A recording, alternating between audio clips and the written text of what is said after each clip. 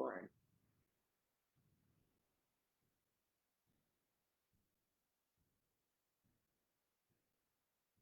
All right.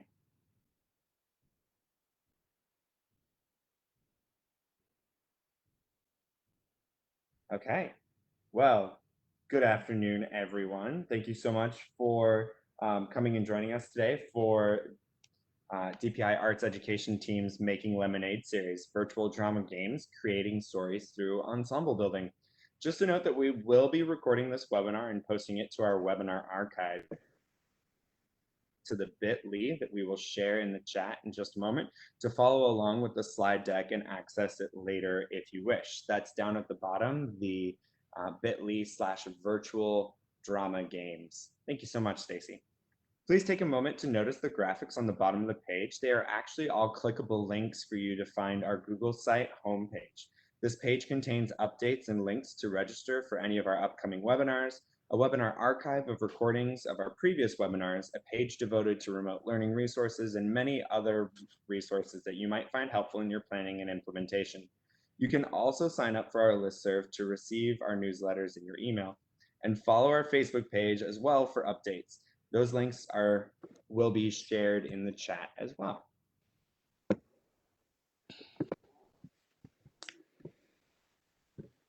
All right. I'd like to take a moment to introduce ourselves to you. My name is Brandon Rader, and I am your music and theater arts consultant.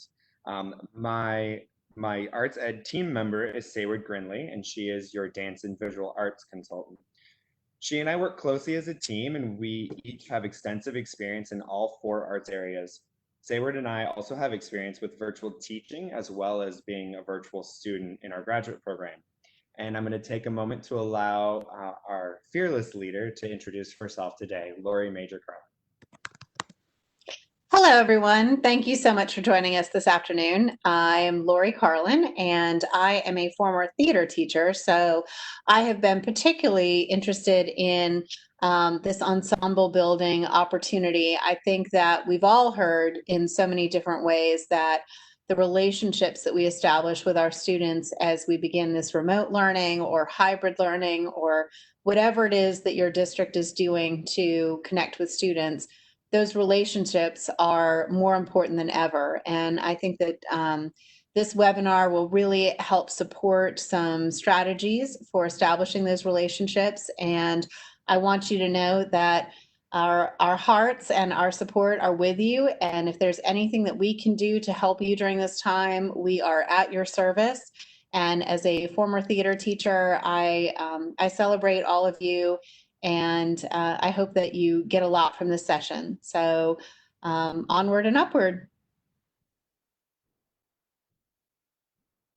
Thank you, Lori. Hi, everyone. I am Sayward Grinley, as Brandon mentioned, and I just want to take a moment to also introduce, we are really happy to have our ELA team here with us today. So we are joined today by Mary Phillips, our K-5 ELA consultant, Kelly Schultz, our 6 to 8 ELA consultant, and Stacy Daniel, our 9 to 12 ELA consultant.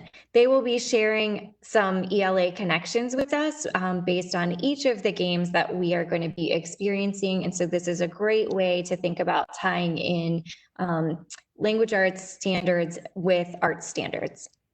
And then I want to introduce, we are super excited to have our main speaker with us today, Danny Keel from Triad Stage, to share her experience with ensemble building through the virtual platform. We're going to let Danny say hi really quickly here. Hi, everybody. I'm Danny Kyle. I'm the Learning Director at Triad Stage in downtown Greensboro, and I'm very excited to share with you today our experience from our Summer Performance Academy that we took online. I'm a professional theater director. I've directed for opera as well, and a former English language arts teacher and drama teacher for middle school and high school students. So very happy to be connecting with all of you. Thank you, Danny. We are so excited to have you here with us today and sharing everything that you've been learning and experiencing this summer. Just a few housekeeping reminders that we do encourage video. Today, especially, the video will help us with knowing who is wanting to participate in these games. If you don't feel like you would like to participate fully today, you are welcome to turn your camera off, but we highly encourage your cameras for today. Feel free to use the chat for any questions or tech issues, and Brandon or I will help you with those. And please remember to stay muted unless Danny specifically asks you to unmute to participate in one of the games that she has. Hopefully we won't get any background noise once she begins with the speaking portion, and we can all hear the rest of her presentation. We do have it on closed captioning to help you follow along, but if for any reason you cannot hear or get your sound to work, remember that we are recording and you can always go back and watch the recording if you feel like you've missed anything. If we notice that you may have accidentally unmuted when, or we're getting feedback from you, we might just send you a gentle note to let you know. Also, take a moment to look over your features.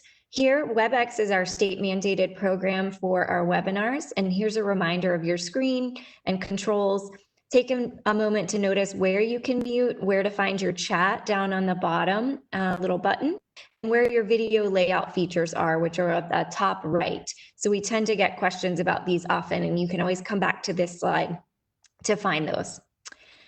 Here's your agenda for today, which will include a Q&A for you to be able to ask the panel questions. And that panel includes both Danny and our ELA team, and Lori being an experienced theater educator as well. So feel free to think of those things and questions as they're presenting so that you have them for that Q&A portion. But you're always welcome to put questions in the chat as well, and we'll bring them up during that section.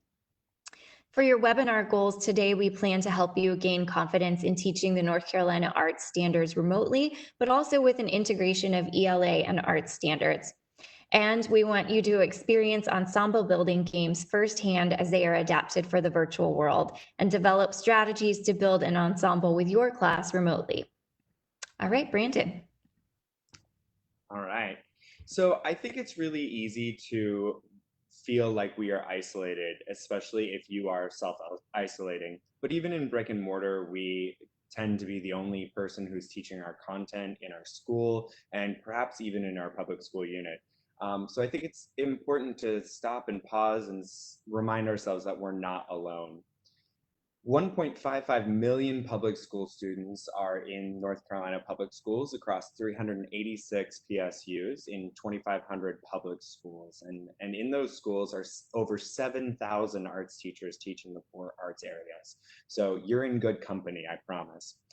We are excited to share about the new state required arts credit for graduation, starting with any student entering 6th grade in the year 21 and 22. If you are familiar with an arts education graduation requirement, that has been a local mandate, but we are excited now because this is legislated by the General Assembly. We teach according to the Comprehensive Arts Education Framework, and we believe that even in this remote setting, arts education, arts integration, and arts exposure are possible and are completely necessary for our students to grow as artists. If you are unfamiliar or you need a little brush up on comprehensive arts education, you can come back to this slide, which happens to be slide 12, and click on this link on the left here, and it will take you to all the links and all the information about the Comprehensive Arts Education Task Force that was created back in 2010. I just want to remind us that this is not necessarily a public education crisis. It is a public health crisis. And even though we were caught off guard a little bit in the spring, we can put together structures and frameworks that will build our courses so that our students are incredibly successful even in this remote framework, remote learning situation. If you are looking for a framework, or if you are unfamiliar with this framework, please consider this one. North Carolina Department of Public Instruction and the Friday Institute created this framework called the Instructional Design Principles for Remote Teaching and Learning back in April. It really takes into consideration 7 great topics that will walk you through how to create a course that's designed for student success.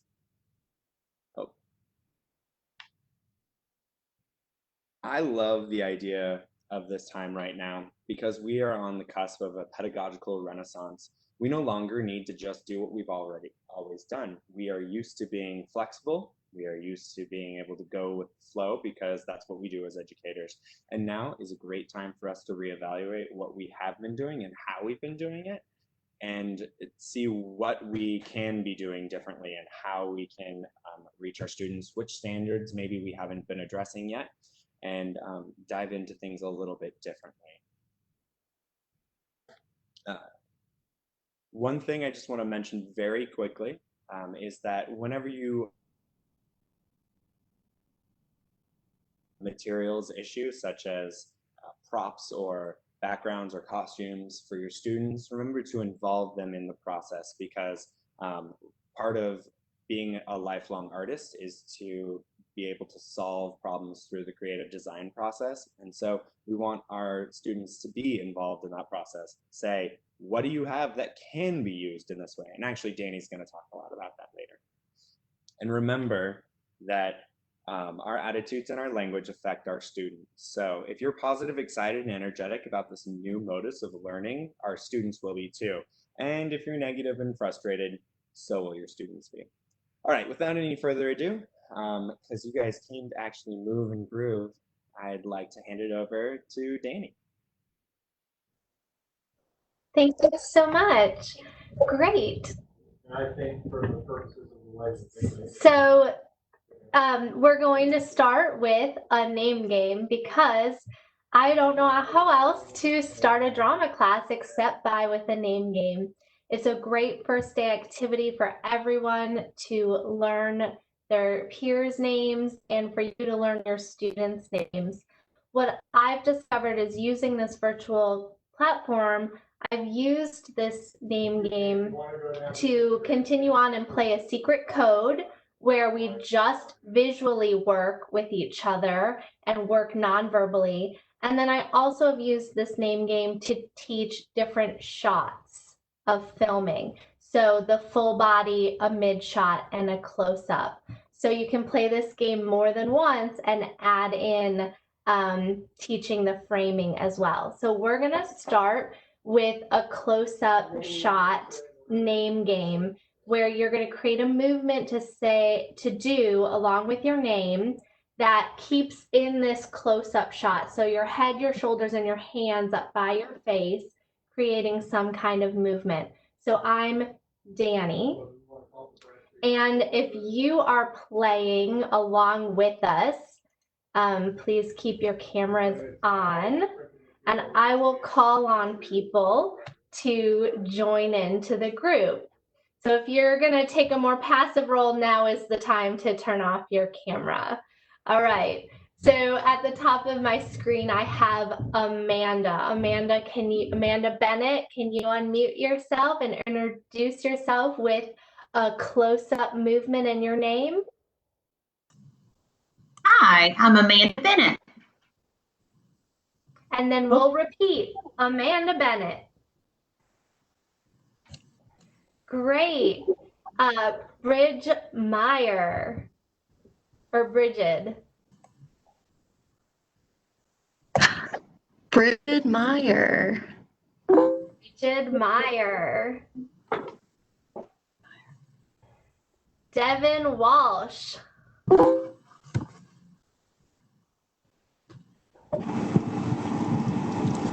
Devin Walsh.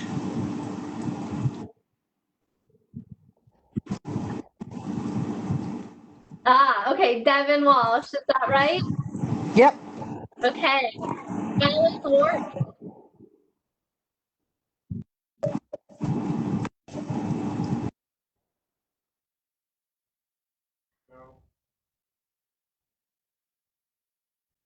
Danny, who did you call on? I called on Ellen Wharton. I'm sorry, I couldn't, there was some feedback happening. I'm like, what was that? Ellen Wharton. Ellen Wharton. Great. Emily Klingman. Emily Klingman. Emily Klingman. Let's go back and review. I'm sorry, Danny? Yes. Okay, I can't, should we be able to see everybody now? That there's no, like, I can only see a small handful of people. And there's a delay when they come up to do their name and movement. Right, there is a delay because of internet, but you should be able to see 25 people right now if you choose the grid layout in the upper right-hand corner.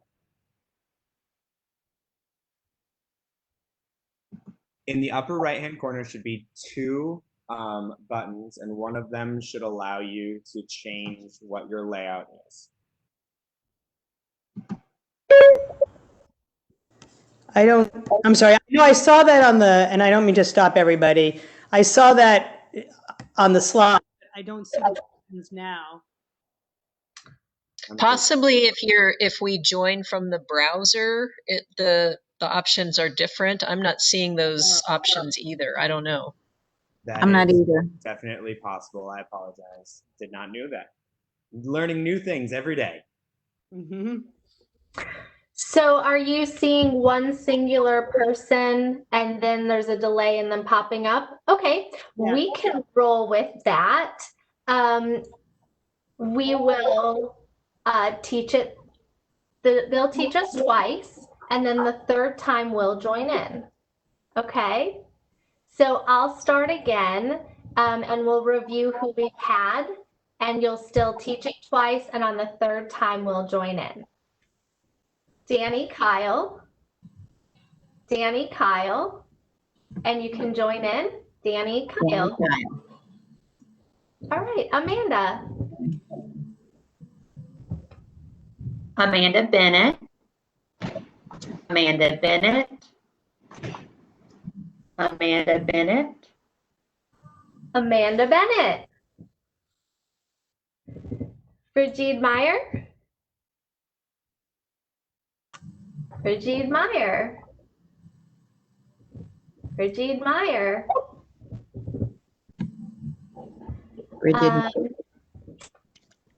Let's go to Ellen Wharton.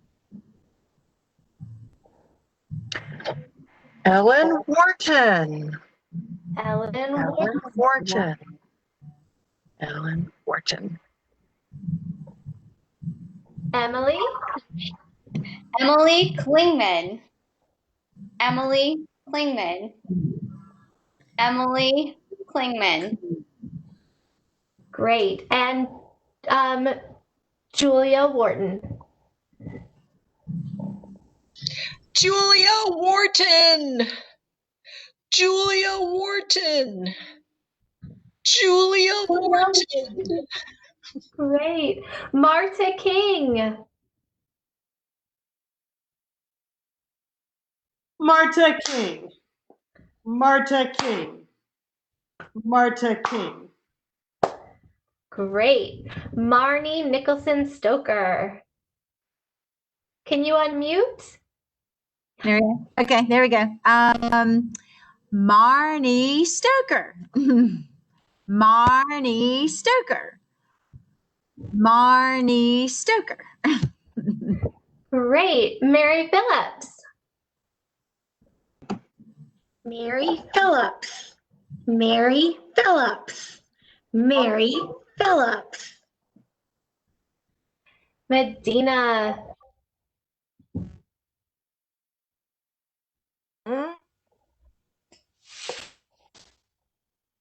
Medina. Medina. Medina. Great. Paige.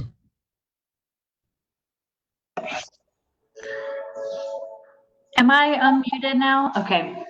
Paige McGovern. Paige McGovern. Paige McGovern. Great. Ricky. Ricky Gibbs. Ricky Gibbs. Ricky Gibbs. Sayward. Sayward Grindley. Sayward Grindley. Sayward Grindley. Great. Cheryl Davis. Cheryl Davis. Cheryl Davis. Cheryl Davis. Stacy Miller. It's actually Daniel, but that's a mistake on Webex. But Stacy Daniel. Stacy Daniel. Stacy Daniel. Teresa Coleman. Teresa Coleman. Teresa Coleman. Teresa Coleman. Rhinona. Winona Oxendine. Winona Oxendine. Winona Oxendine. And Denka at the top of the screen. Danka Kulikowski. Danka Kulikowski. Danka Kulikowski. Great. And Brandon. Brandon Rader. Brandon Rader. Brandon Rader. Great. Okay. We're going to go through one more time, and your goal is to remember 2 to 3 people. Okay? I'm going to start. I don't know if your screen looks like mine, but I'm going to start in the top corner with Brandon and then go through to the bottom where I have Rhinona. Okay. I'll do mine first. Danny Kyle. Danny Kyle. Danny Kyle.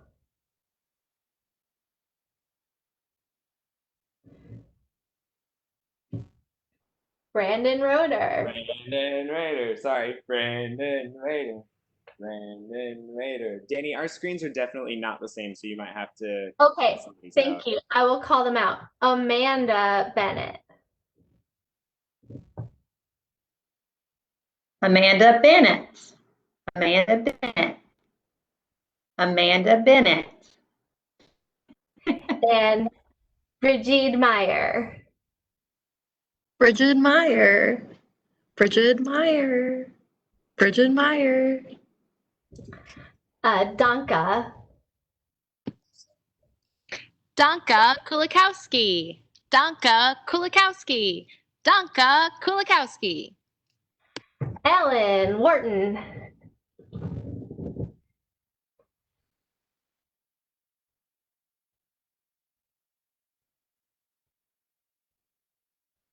Emily, go ahead and unmute. Emily Klingman. Emily Klingman. Emily Klingman. That's Misty's. My thing is on right now. Julia.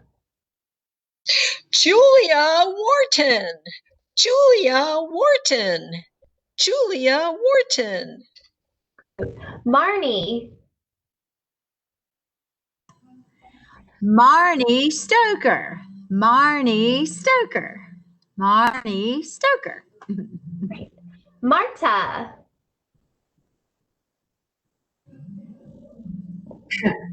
Marta King.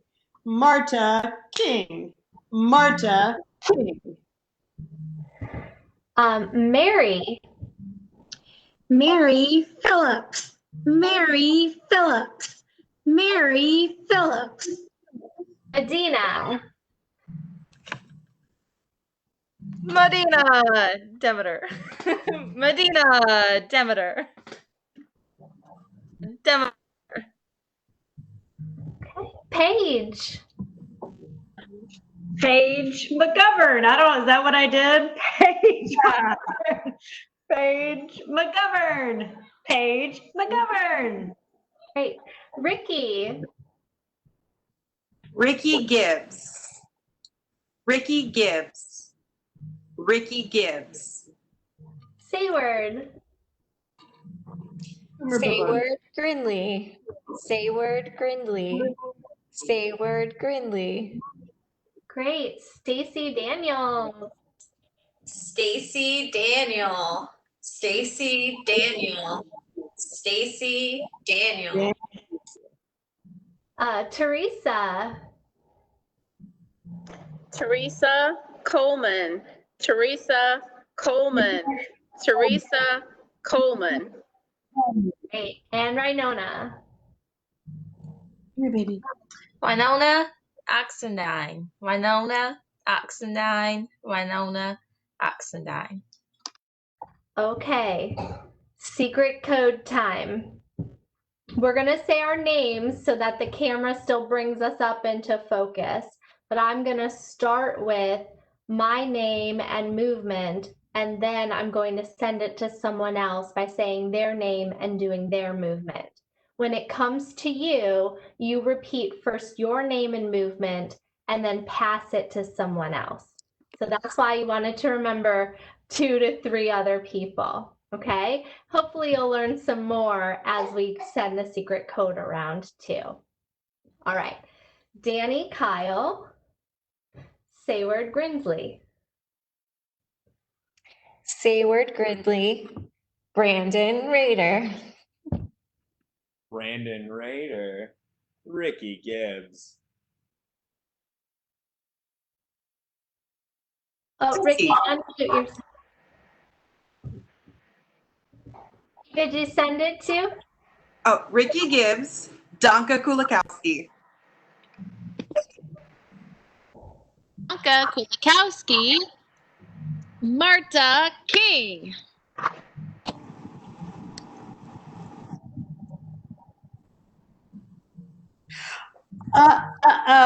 Marta King and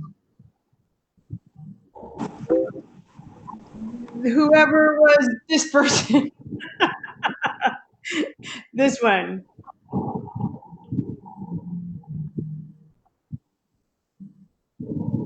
Who is that? Was that? Are you trying to do Marnie? That's Marnie. That's Marnie. Yes. Okay. I can't see any picture. Everybody's. I mean, like, can you hear me? Marnie. Okay. Okay. All right. So, Marnie Stoker, Ellen Wharton. Ellen Wharton. Julia Wharton. Julia Wharton, Brandon Rader. Brandon Rader, Stacy Daniels. I knew it was going to be me. Stacy Daniel. Emily Klingman. Emily Klingman, Bridget Meyer. Bridget Meyer, Mary Phillips. You can move that flash screen in. Oh, Mary, unmute yourself. Sorry, Mary Phillips. I want somebody that hasn't been called on.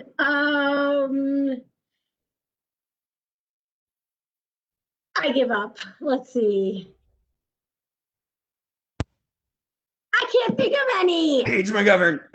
Paige McGovern. Oh yeah, that one. What was it? Oh, I knew that one. Paige McGovern. Thanks for looking out. Paige McGovern, Teresa Coleman. Teresa Coleman. Julia Wharton. Julia Wharton, Ellen Wharton.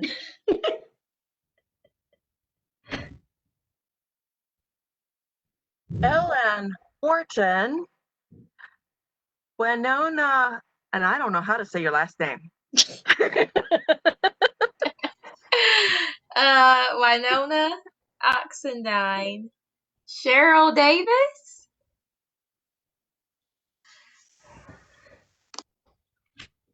So if you've had a chance to go ahead and turn off your camera so we can see those who haven't yet.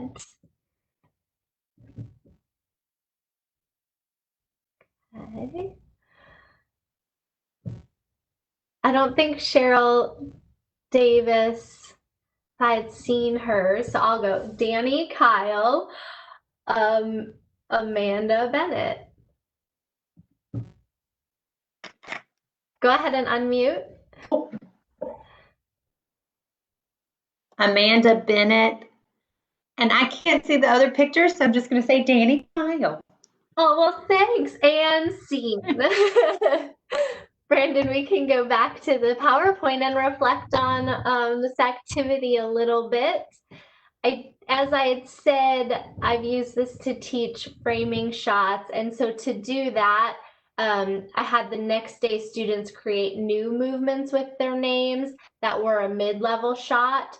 And then as they passed the secret code around, if you received on a close-up, you had to then move and send on a mid-level shot, which gets the students out of their chairs and used to actually blocking themselves in their playing area, which is really important for an interactive performing arts class.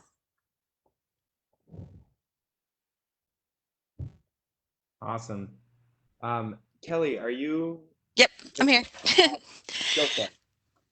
So what we've created here for you is if you click on that link that says here, we've created a reflection journal for you to use throughout today, and we're going to discuss other possibilities about how to use these activities in your classroom and these strategies.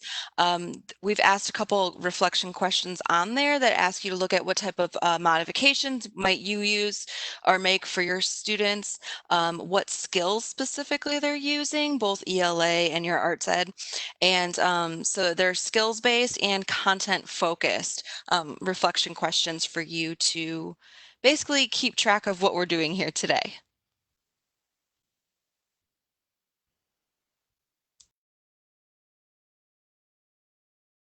So Brandon, if you would just go back to the name game slide so we can talk about some ELA connections. So I guess I'll go ahead and talk about if you have secondary students and you're not talking about little ones, this is a really great activity to not only use for the first day or the first week of school, but it's also a really great activity that can be adapted to learn vocabulary, the nuances of words, or even grammar and conventions. So assigning movement to a certain mood, a certain tone, a connotation, or even the role of a certain language concept like periods, commas, semicolons, dashes, all of that can kind of help learning stick. And Mary's going to talk a little bit more about the elementary connections.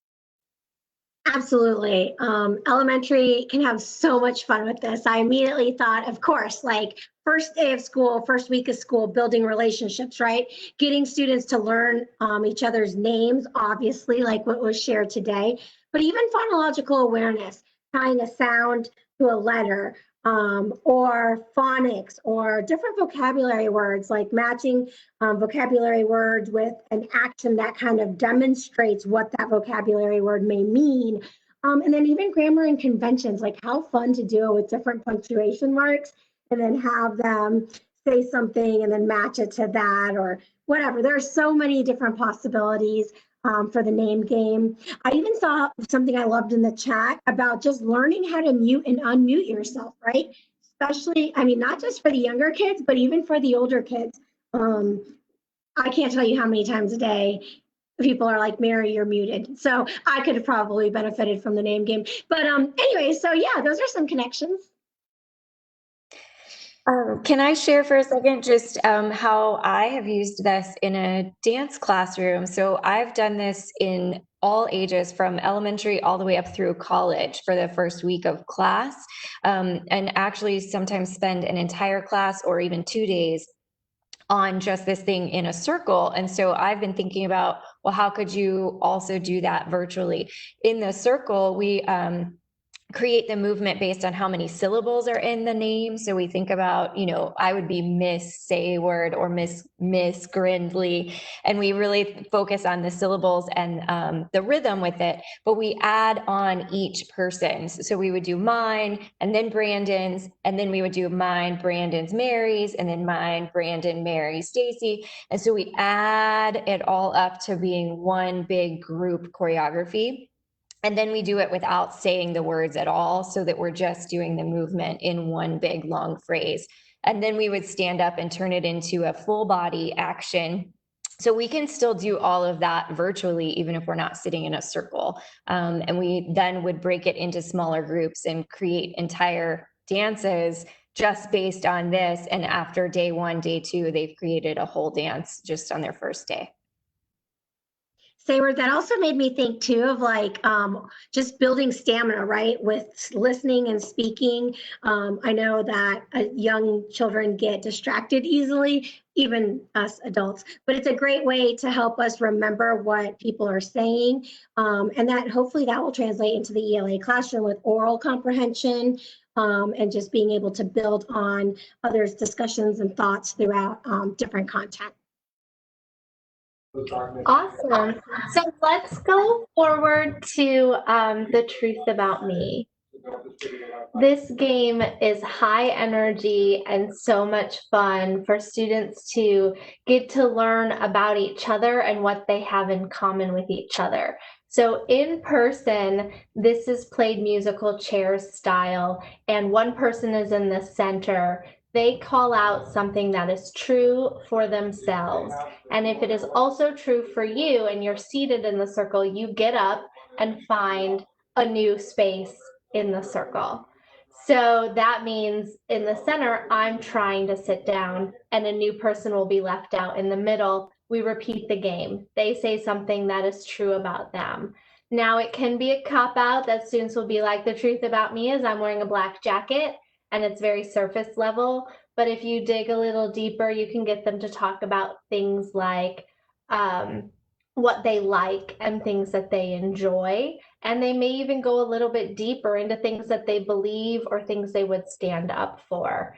So this is how I've adapted the game to play online. If you are able to join us in gallery view and to see everybody pictured on camera in a tile and would like to play, please turn on your camera to join us.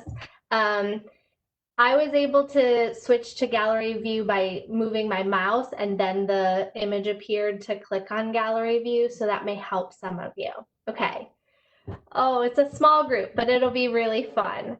So I'm going to say something that is true about me. If it is also true for you, you're going to take your hand or your finger and cover up your camera. I will pick the last person I think I saw, cover up their camera, and then that person has to reveal something that's true about them. Okay. The truth about me is I love ice cream. Ricky, you were the last one I saw. Go ahead and unmute yourself.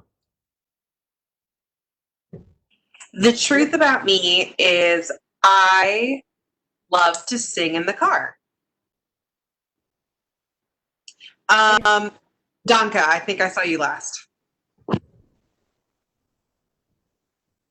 I'm sorry, I'm just clarifying. So if it's true for me as well, I'm covering, right? Correct. Just like I would actually get up and switch chairs. Okay, okay, thank you. Sorry. I do love ice cream, by the way. I just forgot the rules. Okay, truth about me is I have traveled to 10 different countries, but not in COVID times.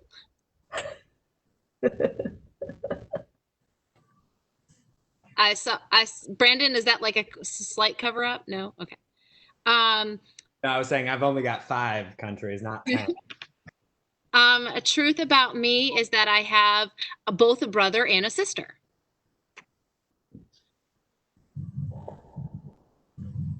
Ellen, I think I saw your hand last. Ellen Wharton.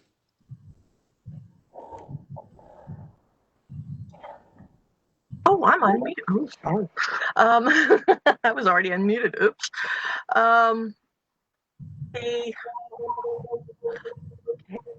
The truth about me is I am sitting in my bedroom right now. Okay, Mary Phillips. Dang it. The truth about me is that I speak 2 languages. I make the night view the closer. Oh, I didn't see anybody. Did somebody put their finger? Yeah, it's Ricky. Okay, Ricky, you're up. The truth about me is I have no pets. Danke. The truth about me is I love sushi. Oh, I think C word did I say that right? Say word, yeah. The truth about me is I love the beach and the mountains.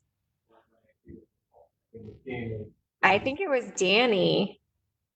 The truth about me is I have a lot of allergies. Stacy. The truth about me is I love to cook. Ricky. Oh, Danka.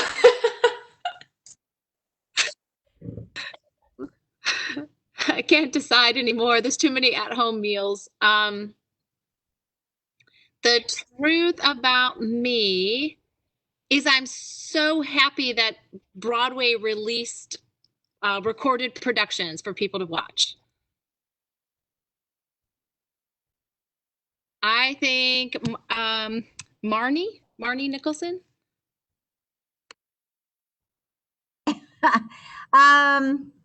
The truth about me, I really love 1970s disco music. Okay. the truth about me. I can't see everybody's hand. I can't see. Okay. The truth about me, I have one brother. Dana. Oh no. Oh dear. Oh. All I see hand covered up is it Dana Kelly?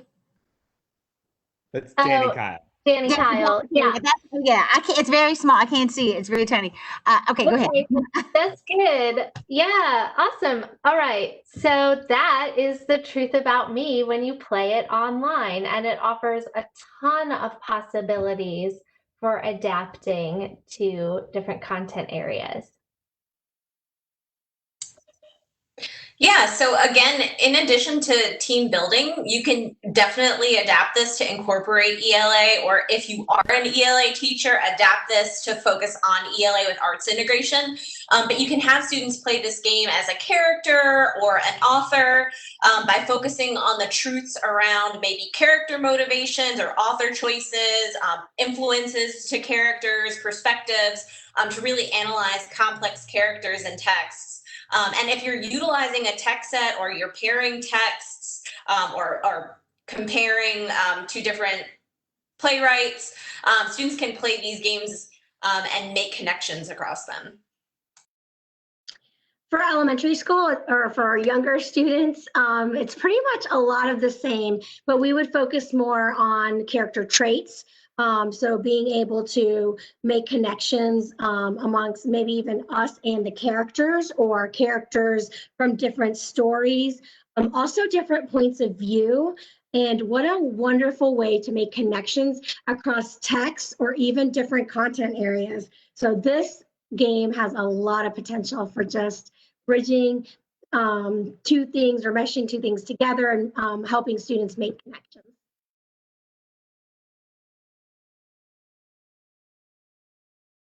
All right. Let's go ahead and debrief about this game and reflect on the questions you see here. So in the chat, tell us, what skills did this activity ask you to practice? How might you adapt this game for your students and or content area?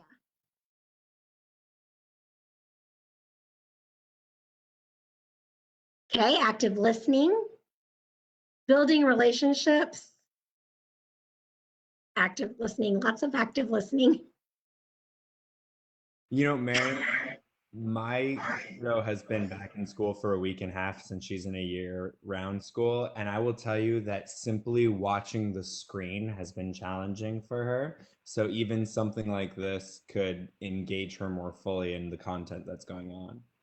Absolutely. And just even having to process the information and react in a quick manner not only makes it engaging, but also relevant and timely, like you said, Brandon, especially with us having to do virtual learning. I see a lot of other people putting just staying focused. Absolutely. Like you don't want to be that person that gets called on and you don't know or remember what just happened. So yes, and quick thinking. Oh, absolutely. You could do a true false with theater vocab. The possibilities are endless. So as we keep moving, just feel free to keep adding them to the chat. We believe that together we're better. So the more ideas we can gather, the more things we'll have in our toolkit as we return back to school and or if we're already in school to implement. Great. Let's talk about the mirror game. So you may have typically played this game in your drama classrooms with the students working in partners, where they are focusing on each other and connecting to move as one, as if one is the person in front of the mirror and the other person is the reflection in the mirror.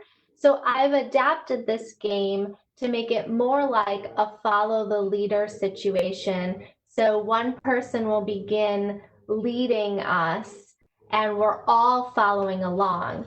But I challenge the students, think of it this way: if somebody crashed into our room and was watching, they wouldn't know who was following. They would think they were watching one solid unit and that it was already pre-choreographed because we're so together.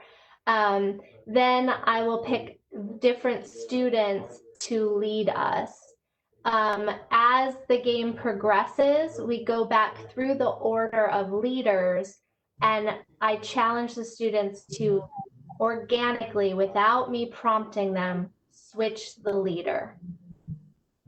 So that it's just about flow and follow. So again, if you are able to see the gallery view of people and would like to participate, there's no speaking in this game. So if you're shy about your voice and would like to join us just in mirror and follow the leader, I encourage you to do so. Okay, so stand up and give yourself a little bit more room, a good mid shot, so we can move our arms. Find the balance of being able to see well and see the reflection, be in shot. Okay. And here we go. I mostly mentioned that to say that we can not get it all our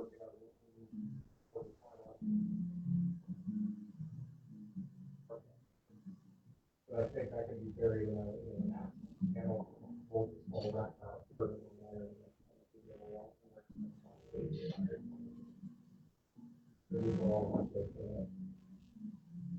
I think that's the way to go, because it doesn't update it without having to do that kind of part there. I don't go to jobs level of maintenance and Great. Emily, will you lead us? Does everybody see Emily?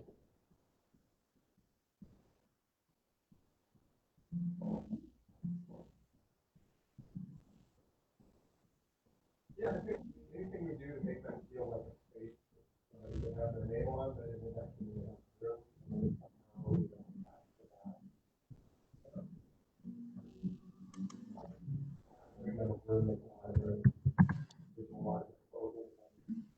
place that commemorates their gift, also encourage people to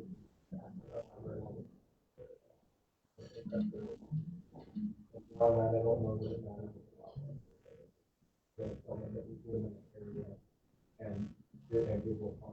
Ellen, will you now lead us?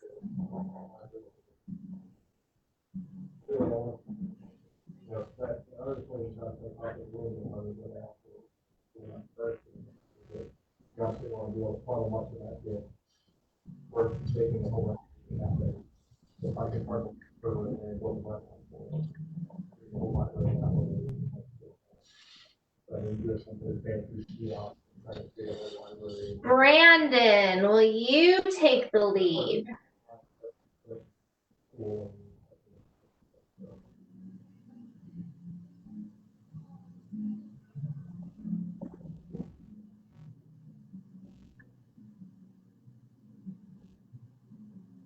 that's a good question. And Amy. Amy's in the orange shirt. So I immediately in my head, and I crank that. I got like an owl shape. So, a nice square table in front of it, and the table can have the, instructions depending on the glass or something on it right there. And, we even have that's all the records. Okay, good.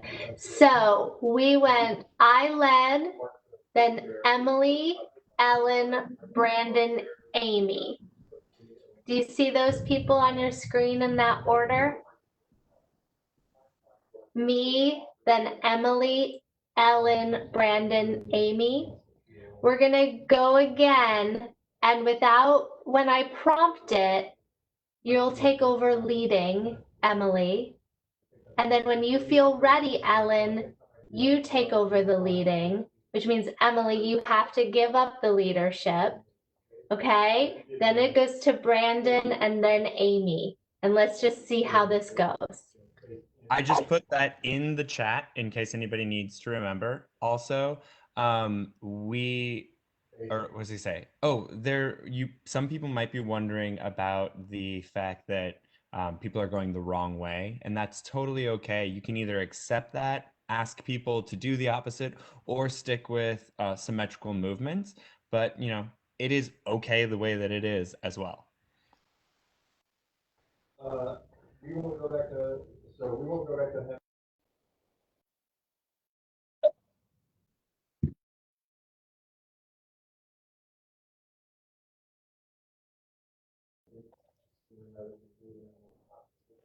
The hard date that stresses that is we have a board meeting on August 27th, and we very much need to have this issue resolved with him before that, because when we send out the information to the board, we'll probably go on Monday the 24th, and then we have that meeting, and we are trying to present them with all of your lovely career residents and giving them an update on the project.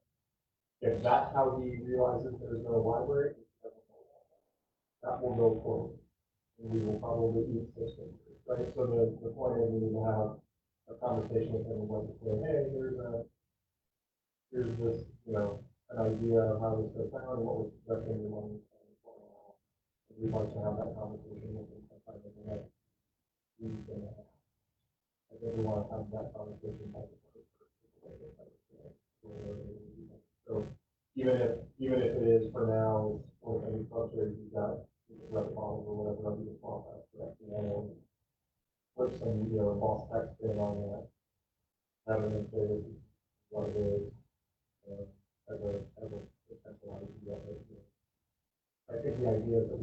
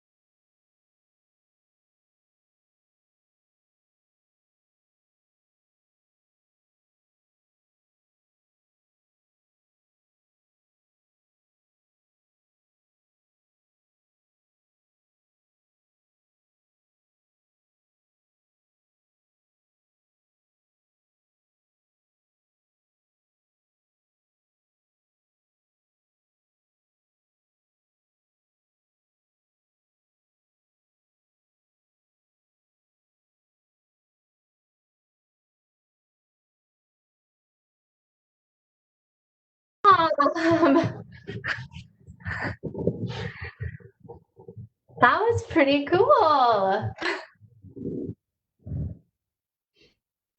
Can I ask a question? Yes.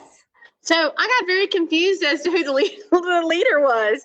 I mean, I ended up watching Danny the majority of the time and never knew that the leader changed. So, which may be the goal of this whole thing.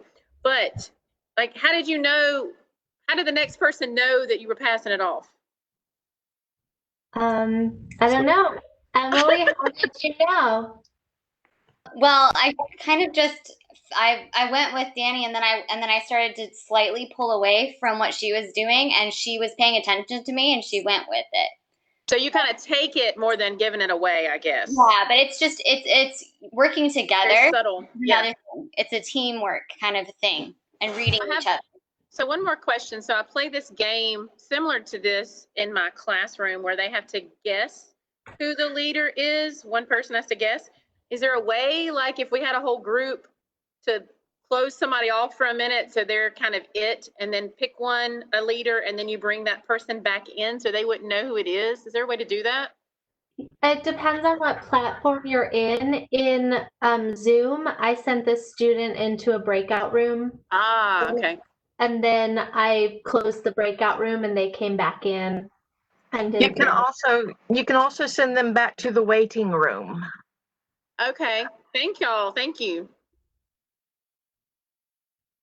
This is so much fun, by the way. Oh, I'm glad you're having fun. I am too. That's why we do this.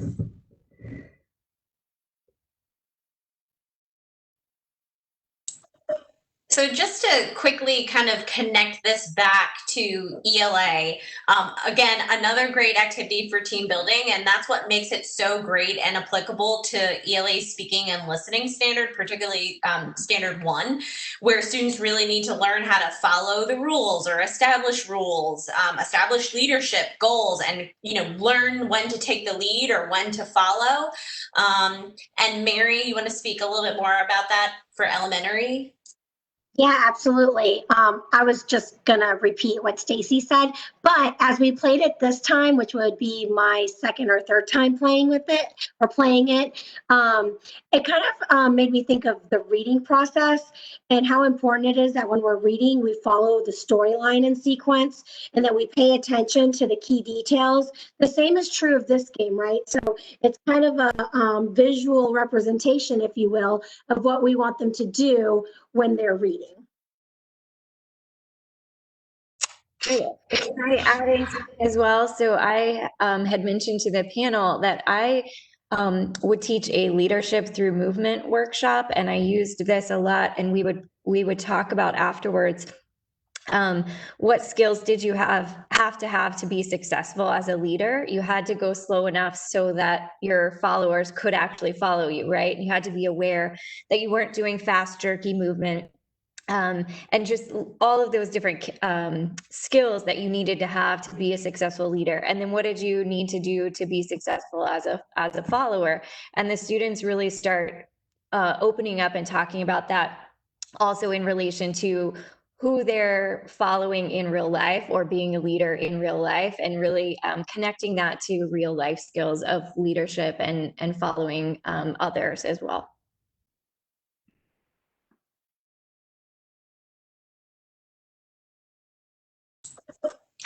All right, so now that you've done this activity, let's just debrief and reflect on the questions that you see here. So let us know in the chat, what skills did this activity ask you to practice, maybe in addition to what we've already mentioned, and how might you adapt this game for your students and your specific content area? You can just let us know in the chat.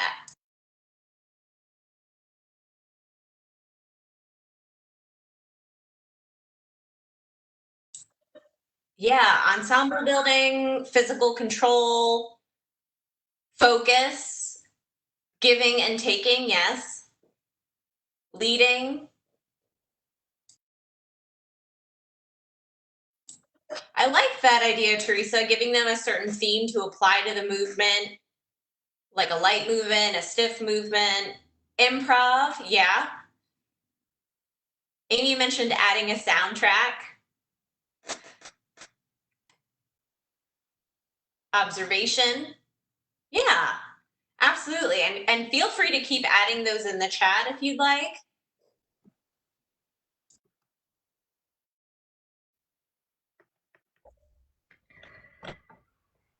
Great. So we're going to switch gears a little bit, and I'm going to talk about an experience we had this summer at the Triad Stage Summer Performance Academy with devising online. And we worked in a small middle school camp with students who hadn't met in person to build an ensemble and then create an original play on the Zoom platform.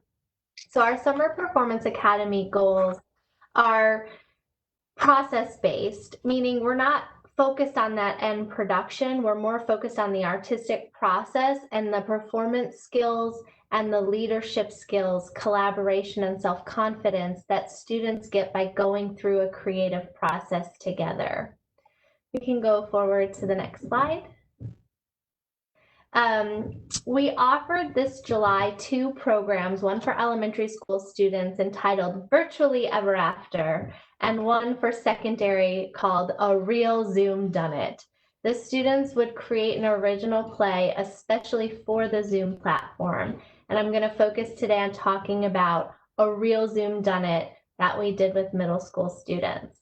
The young creatives signed up for this course that was students will work together with their teaching artists to imagine, draft, rehearse, and perform an original mystery set in the virtual Zoom room. This program offers a chance to develop performance, collaborative, and imaginative skills, a thrilling summer experience for those new to theater, the seasoned actor, and everyone in between. So here's what we did. On day one, we can go forward. We focused on who we are and how we work. So this day was about creating an ensemble, and I developed a twist on our ensemble building games. We played 2 truths and a lie.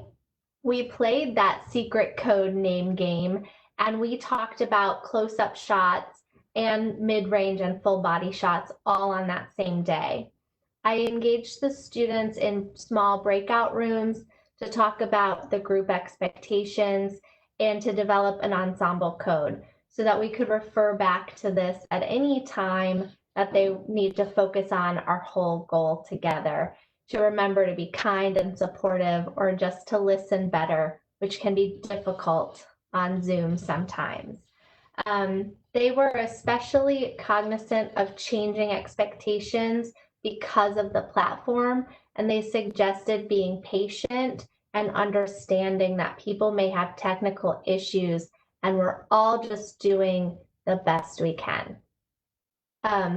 I also was very aware that focus online is very difficult, and so I created a game that we called an Inspector Calls. It's similar to Captain's Coming or Ships that you may have heard of, which is a version of Simon Says, kind of. You call out commands and they have to do those actions.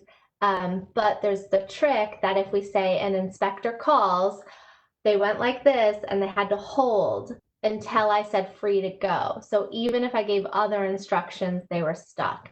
It was an awesome brain break, and so I just recommend looking up Captain's Coming as a brain break game you could teach. All right, we had a class discussion about mystery stories. So here we talked about what they know about mystery stories, and from that discussion decided a mystery had to have the following things: a setting, a crime, great characters who were the suspects and the detectives, and clues and red herrings that led to plot twists, unexpected plot twists.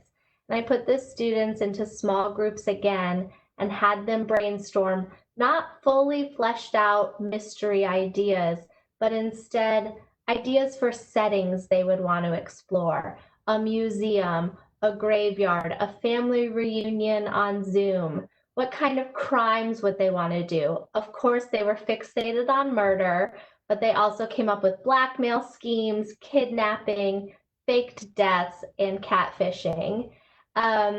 And then they shared their favorite ideas in each one of these categories with the main group at the end of class. We ended our classes with a reflection each day. And on that first day, it gave us a lot of warm fuzzies to say what gift they hoped to share with the ensemble and what they hoped to learn through this experience. And then I would give them a daily creative challenge. My hope was that it would take them outside, away from screens, exploring their imaginations in some kind of dramatic play. So for day one, I challenged them to use their powers of observation to go outside into the world and find an animal or an object that they could make up the imaginary backstory for and what that object's secret was. So of course, the next day they could share their imaginative ideas with us. So we went on, we survived to day 2, where we started focusing on creating an overall idea while still developing an ensemble. So we continued with the name game and added in whatever shot we hadn't yet done. And then we played The Truth About Me, which they loved. I wanted to assess the students' improv skills because I hoped to use improv to develop the bulk of the script. So we played an improv game called Freeze. In this game, 2 students start a scene, improvising it, and then the audience has a chance to freeze the scene and stop the actors. They're frozen when the audience calls out freeze, and someone from the audience comes up, takes one of the actors' exact spots, and starts a brand new scene, a whole new situation. So using Zoom to do this, it was most important we learned that students turned off their cameras when they were watching and that their interruption came better from turning back on their camera, because when you saw that new camera pop up on the screen, then you knew to freeze and hold your position. After playing freeze for a few minutes, about 10 minutes, we reviewed what great improv skills the students did show us they had. They were awesome saying yes to the new ideas in the scenes and adding to the scenes as well. So we talked about how that will help us when we're devising a new script, that we have to throw out a ton of ideas and then worry later about focusing the ideas and editing them. I tasked the students who had so many ideas that they wanted to put into their script on day 2 to create a trailer for a mystery. So we had small groups, each create about a 30-second to a minute-long scene trailer for the mystery they would want to do. What was great about this format was that they didn't have the whole mystery fleshed out. They only needed to know the setting, the crimes, and the major characters, and to make it sound exciting. So we did that on the first day, and it was super fun. Their creative challenge that day was to read or watch a mystery and look at how the story was told, which laid the foundation for day 3. So on day 3, we were going to create characters that would then lay the foundation for the beginning of the play. Our warm-up game on this day was the mirror game that we played today, because I knew we were going to have to come to consensus today, that some things were going to have to be let go in order to make something cohesive. The students shared which characters they'd be excited to play and which characters they really hoped were in the show. And then we did some character development. Each selected a character, and then we did some physical work on that. From that, I was then able to put, from that, I then talked about the structure of the overall plot of the mystery. This is what I came up with for a 6-scene murder mystery looking at some mystery novel outlines and plot structures and what could simplify it for us to create about a 25-minute show. So scene 1 is the crime scene. What an exciting way to grab the audience attention and start the story. And then scene 2 was where we wanted to introduce the investigator, the suspect, and the motives. We hoped to end the scene with a plot twist to make our mystery more complicated than it originally appeared in the crime scene. And in ours, the body disappeared. Scene 3 is where we had the interrogations. This is the time when it seems possible that many suspects could have committed the crime, and we wanted to reveal the investigator's own personal motives in solving the crime. But actually, we didn't end up getting too deep into this, and it became much more about the relationship between the two detectives. One was a very earnest detective, and one was a foolish klutz, and they had a ton of fun with that. Scene 4, an unexpected event is going to change the investigation, and we sent the investigators into 2 different locations to dig up more clues and evidence. We had a secret love affair for one of our detectives. She destroyed evidence. And we had the disappearance of a detective. Very dramatic twist. So scene 5, we're almost to the end. We reviewed the key details of the case that would lead up to the audience voting, which is super fun. You can do a poll in Zoom or on this platform that led to multiple endings. And scene 6 would be the reveal of the final solution. And in our case, one more plot twist, but more on that later. So that was a lot to throw at the students, and I said, hey, we've just got a roadmap. We're going to go one scene at a time or a couple scenes at a time. So they did 2 scenes that first day. A small group worked on creating the crime scene, scene 1, and another group worked with introducing the investigator and the suspects. So they would rehearse those, improvise those scenes, creating them in breakout rooms, and then come back to the main room to share. We created a routine where as they shared, students would write compliments and comments in the chat, or at the end, we would turn on their mic as some didn't feel comfortable with their typing and spelling skills and share more that way. And then we could discuss and revise and go back into the breakout rooms to rehearse more.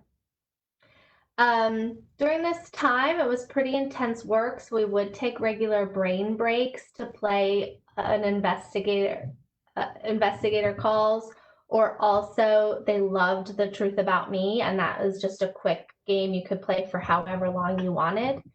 And we would close each day with reflections. One of my favorite ones was a compliment circle.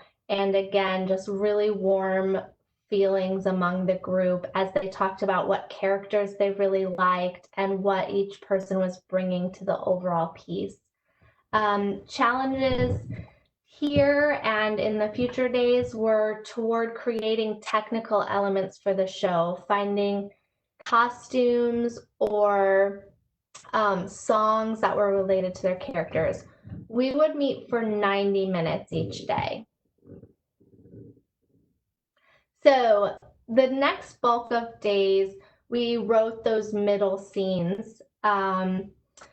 We continued to reference the overall plot structure and used improv to write and develop the scenes, and then we would share with each other to revise as needed.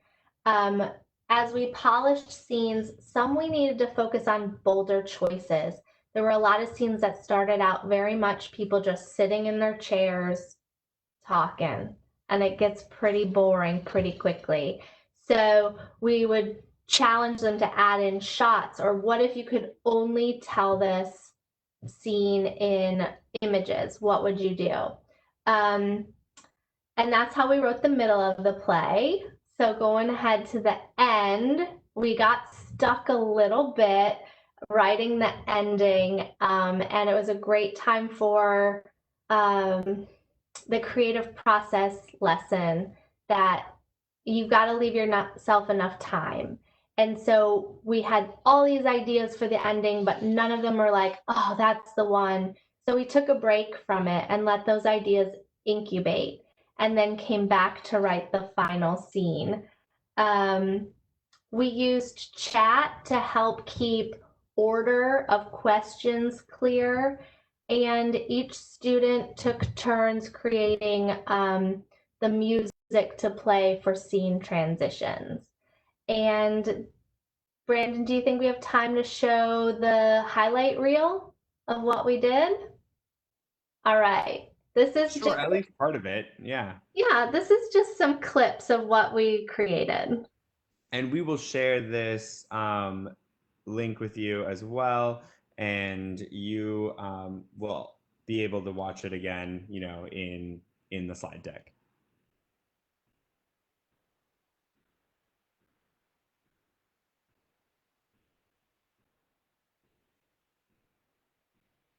Don't know what to do about it, then call the detective agency today.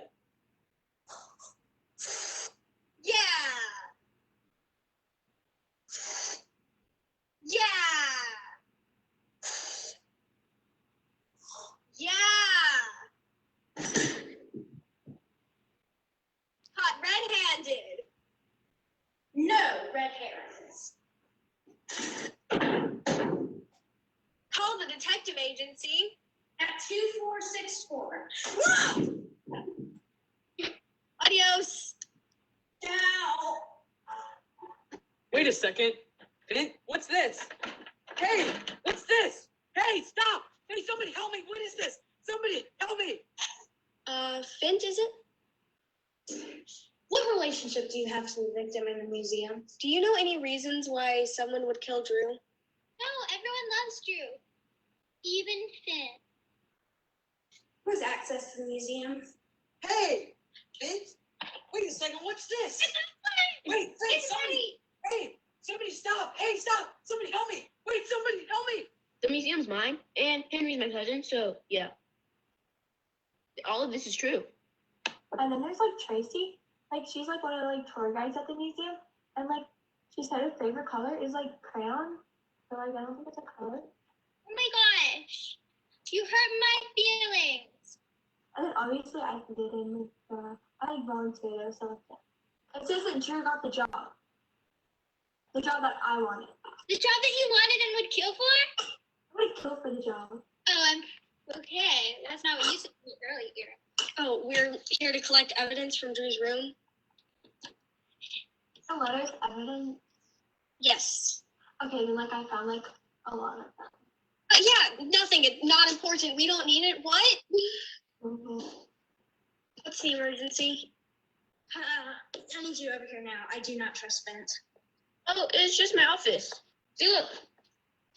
Here's my office. You're so messy with the Mediterranean food. Body's like gone. Which do you prefer, fiction or nonfiction? Whatever. It doesn't even matter anyways. I'm okay. You saying I killed him? And I really don't feel like paying the bills, so... Did you hear that? Hear what? Well, it's kind of eerie, that's all I'm saying. How many floors Don't tell are me there? my museum is eerie right to my face.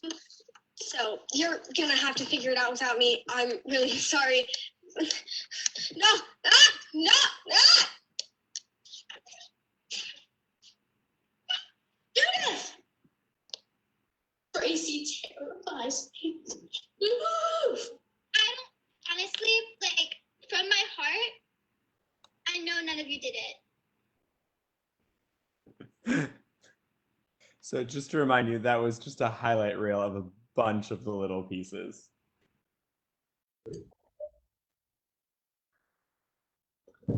Yeah, so I think we have time for questions. I know I rushed through some of that, so. Danny, you did this all, like the actual performance was completely live and you just recorded the screen. Is that true? That's correct. And if I had to do it over again, I would double check my Zoom settings because we meant to perform it in gallery view, and this was recorded with speaker view. And so the editing got a little trickier because I also edited the Zoom recording to share with families so they could keep it. And one thing that the students needed to work on, if we had another week, we would work on the give and take more. There was a lot of speaking over each other that doesn't play well in Zoom, and so we needed to work on the timing of things better. And that also got crazy in the video.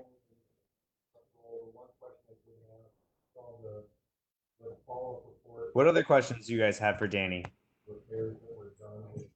Go for it, Ricky. You can unmute yourself. Thanks. So my question, and I can see how to adapt some of these games, but all of these games seem to be focused on using video as your primary means of participation or communication. And our district has said we cannot require video use from our kids. So I can see how to do it in the first game, but I'm struggling with the other two and just in general. Are there games that are more sound-based or that you can play without having to have video on? Well, I think call and repeat on vocal work, you know, even just like, I remember a summer camp song, boom chicka boom, boom chicka boom. But you can also really play with creating nonsense sounds that then people have to interpret. Other things that verbal like that would be translation, where they speak in gibberish and then someone else has to improvise the translation there. That's not an adaptation of that game. I'm just brainstorming what I would do. Thanks, I appreciate it. Can you Ricky, go over the technical aspects of actually doing the editing? I started watching myself movie in March just by watching some some YouTube videos, and I found if you have a Mac, iMovie is very user friendly, and was a lot easier than on my Windows machine. Whatever free software is editing for that was a mess for me. But I was self-taught in terms of just, you can zoom in and then pause it and cut it and delete it, and you get faster. I mean, it took me a week to make a 15-minute video that now I could do in a couple hours, not even. So in Wake County, we're not allowed to record students. But we talked about, in response to that, having performances that we then invite people to through Zoom and that they're live. It's not really a question. It's really a comment.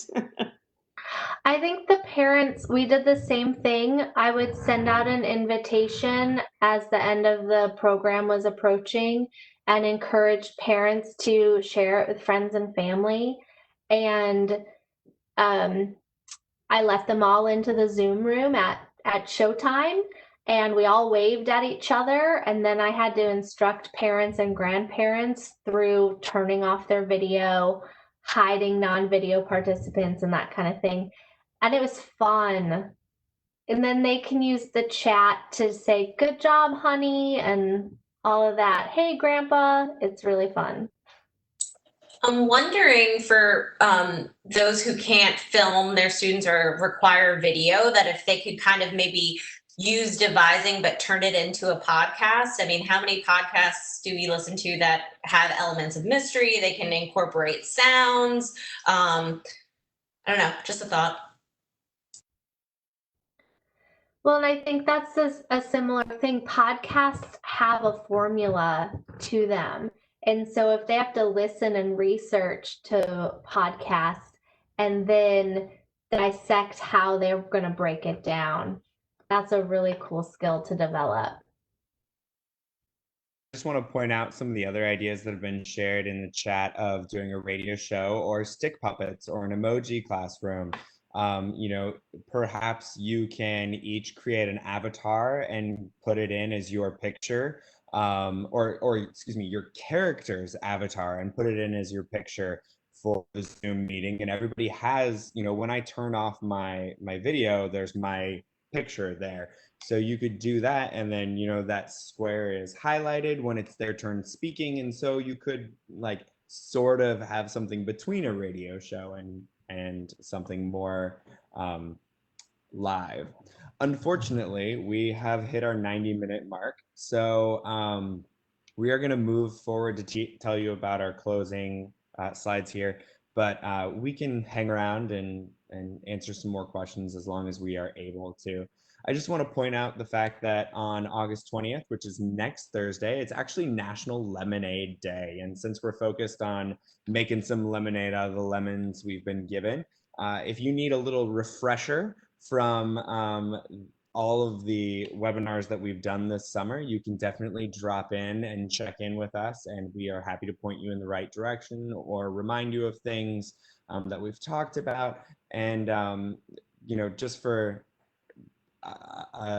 an ear to hear and be a sounding board for you as well. Definitely still staying solutions focused. There's a little slide here that you can come back to. It's slide 46 in the slide deck to share your remote learning ideas and view others' ideas here. But this is, you know, the big meat and potatoes. So if you can please fill out this survey, which has been shared in the chat, you will automatically generate a certificate of attendance for your CEUs, and it will be emailed directly to you with your name and the date on it. So do make sure that you include all of that information so that your certificate can be emailed to you. If you've attended our other sessions, originally you had to download something. We have changed this format. So I just want to point out it is different. Please fill out the survey, you know, in the chat that Sayward just shared. And, you know, you will be able to access all of our email addresses here on slide 48. Our North Carolina virtual school has put together a whole bunch of webinars for educators who are used to being in brick and mortar buildings, and they've archived them. So this includes meaningful feedback, effective online teaching, basics of Canvas, communicating with students and parents, diverse learners, increasing student engagement, which even was facilitated by the visual arts teacher. You can access all of those webinars through the link there on the screen. So we've also linked in a whole bunch of additional resources for you to come back to on your own time, kind of gathered them up from other webinars that we've done. Information on our SEL and all of these great things. A reminder that this Thursday we have Bitmoji classrooms. And yeah, if you have any other questions, now is the time. But if you are either filling out your survey or have done so already, you are welcome to log off, and we will see you at our next Making Lemonade session, or on the 20th, or have a great beginning of your school year. And thank you so much to our panelists for joining us today. We really appreciate it, and we could not do these without you. So thank you. And any of you watching, if you have ideas for collaborations and want to reach out to us, then feel free. We are always excited to have people join us and share their expertise. Thank you, everyone.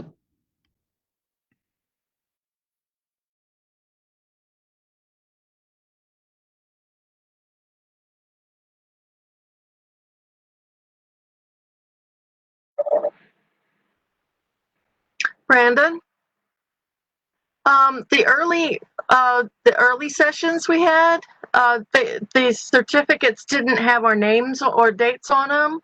Right. And we were expected to go back and put them on, I suppose, before submitting them. Yeah, so you can either go on them and use some sort of, you know,